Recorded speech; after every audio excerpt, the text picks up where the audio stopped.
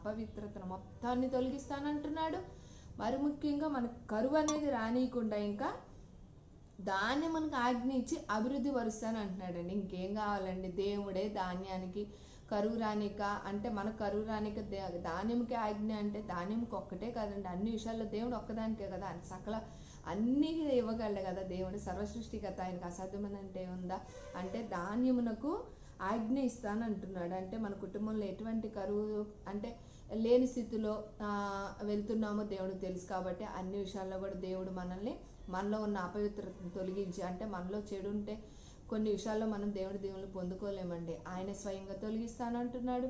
మనం పాలు ఏమైనా కాచుకోవాలంటే గిన్నె ఎంత లోపల నీట్గా ఉంటేనే ఆ పాలు చక్కగా బాగుంటాయి. లేదు ఆ గిన్నెలో కొంచెం ఏమన్నా మురికి గనక ఉంటే గనక ఆ పాలు ఎలా ఇరిగిపోతాయి. మన జీవితంలో కూడా మన హృదయంలో కూడా అపవిత్రత అనేది ఉంటే మనం కూడా దేవుని పొందుకోలేము.